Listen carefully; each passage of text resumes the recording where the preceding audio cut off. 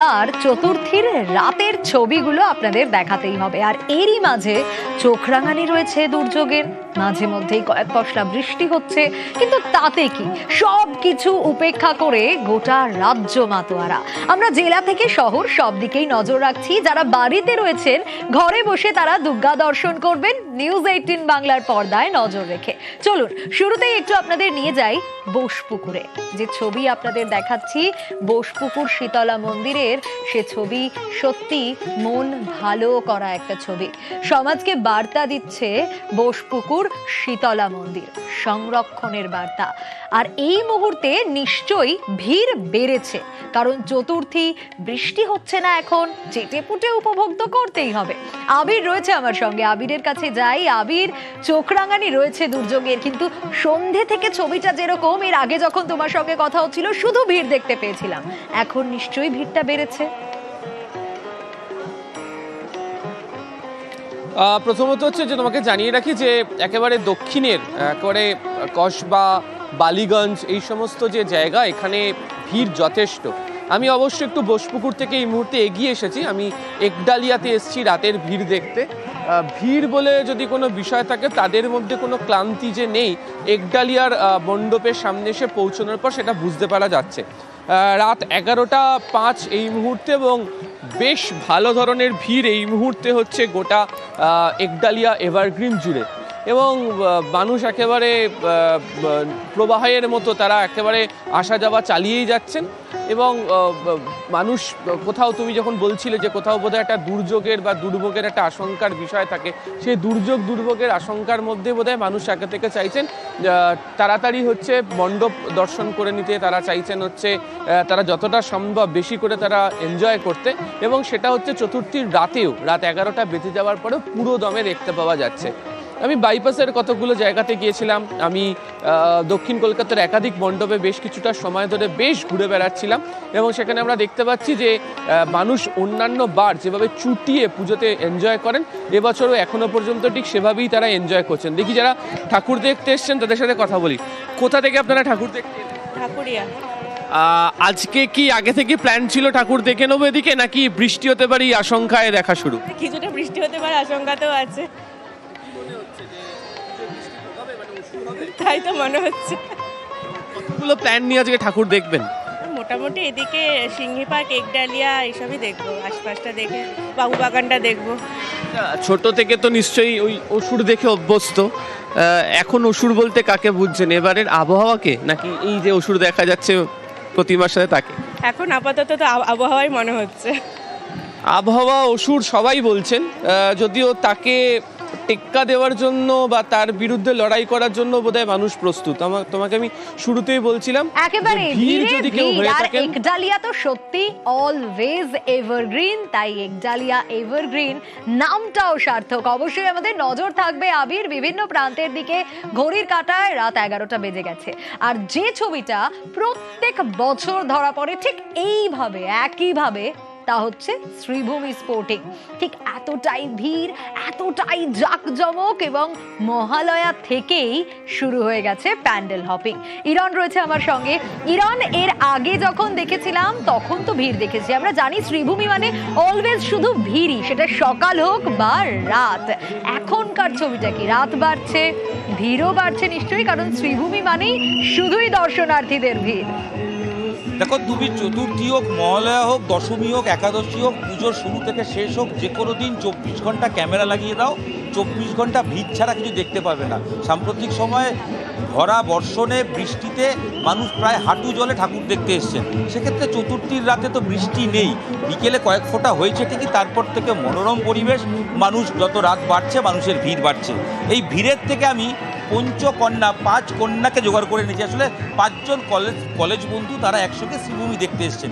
একে একে কথা বলি, একটু আড্ডা দিই। শ্রীভূমিতে খুব একটা আলাদা ফাঁকায় আড্ডা দেওয়া যায় না, তো পেলাম যখন তোমাদের কলেজের বন্ধুদের এই মুহূর্তটা আমরাও মিস করি। সারা রাত ঠাকুর দেখা, কি প্ল্যান! এই 5 জন মহিলা একসঙ্গে বেরোনো, 5 জন বান্ধবী একসঙ্গে বেরোনো।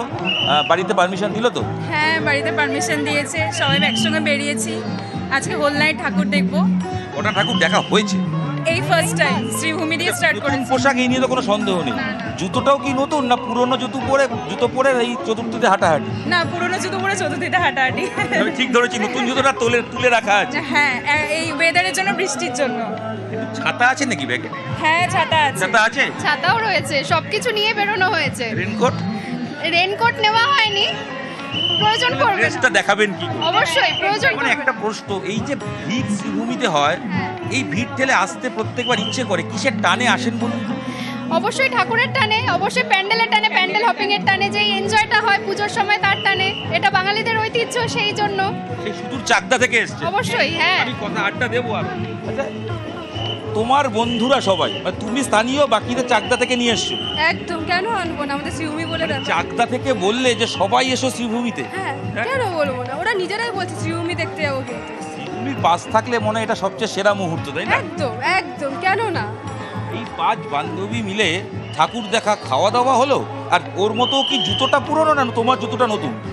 আমার জুতোটা পুরোনো বলতে পারবে, বৃষ্টি পড়ছে তো নতুন জুতো পরে। জুতোটা সবার পুরনো, হ্যাঁ। পোশাক নতুন, তাই তো? হ্যাঁ, একদম একদম। আচ্ছা, এই যখন আড্ডার মুহূর্ত হচ্ছে, একটু আড্ডায় গান বাজনা না হলে হয় নাকি? নিশ্চয়ই হাঁটতে হাঁটতে একটু ক্লান্ত হলে আড্ডা দিচ্ছ, গান গাইছো, তো সবাই মিলে একটা গান শুনবো নাকি? সবাই মিলে যেরকম মনে হয়, যা প্রাণে চায়, প্রাণের উৎসব, সবাই মিলে একটা হোক। হ্যাঁ, শুরু করো সবাই।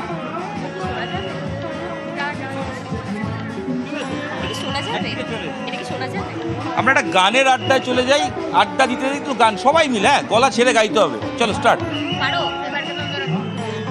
মাগো তুমি সর্বজনী আছো হৃদয় জুড়ে, মাগো তুমি সর্বজনী আছো হৃদয় জুড়ে, মা আমি মাদার কি ভুলি তাকি করে, মা আমি মাদার কি ভুলি তাকি করে,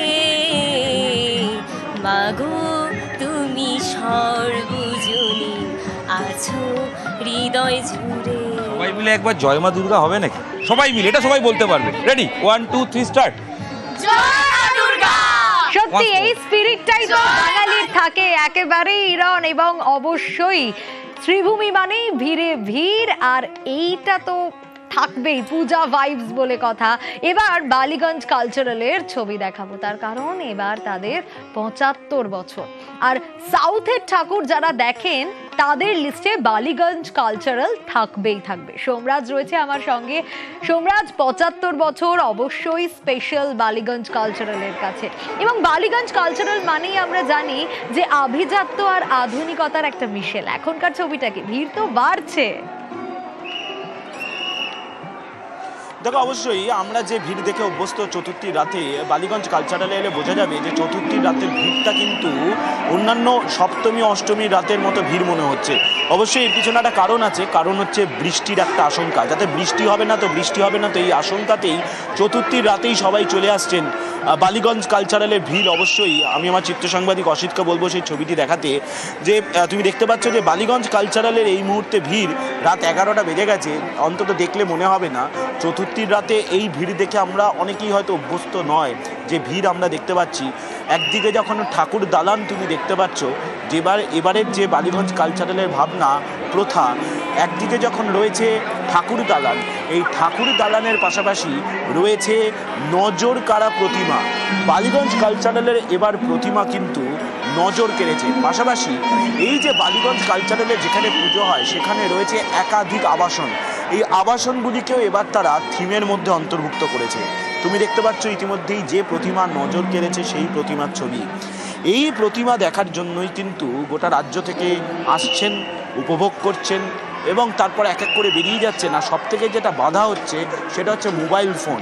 তুমি দেখতে পাচ্ছ চারিদিকে মোবাইল ফোনে ছবি তোলার হিড়িক। কেউ কেউ আবার সেলফি তুলছেন, আর এই সেলফি তোলা, ছবি তোলা, যাকে কেন্দ্র করেই যথেষ্টই বেগ পেতে হচ্ছে নিরাপত্তা কর্মীদের। সব মিলিয়ে চতুর্থীর যে রাত আমরা বালিগঞ্জ কালচারালে দেখছি, অন্তত এটা আভাস দিচ্ছে যে কাল বা পরশু অর্থাৎ পঞ্চমী রাত বা ষষ্ঠীর রাতে কী হবে। যারাই দক্ষিণ কলকাতায় পুজো দেখতে আসেন, মণ্ডপে মণ্ডপে যান, যারা বালিগঞ্জ, গড়িয়াহাট, ঢাকুরিয়া এই এলাকায় ঘোরেন, তারা অবশ্যই বালিগঞ্জ কালচারালে আসেন।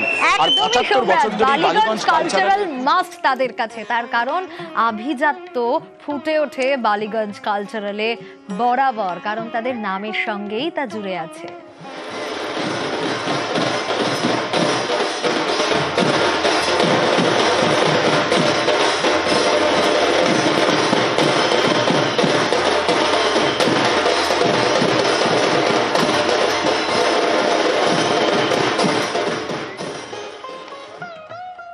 সাউথে যারা ঠাকুর দেখেন তাদেরও স্পেসিফিক কিছু ঠাকুর রয়েছে যেগুলো দেখতেই হবে মাস্ট, আর নর্থে যারা যান তারা কিন্তু সেই লিস্টে কাশী বসলেনকে রাখেন। খুব সুন্দর প্রতিমা যেরকম, আর তারই সঙ্গে সঙ্গে অবশ্যই তাদের মণ্ডপ। আর রাজপথ থেকে অলিগলি যখন শুধু ঠাকুর দেখা চলছে, তখন কাশী বসলেনের ছবিটা ঠিক এরকম। কি মনে হচ্ছে?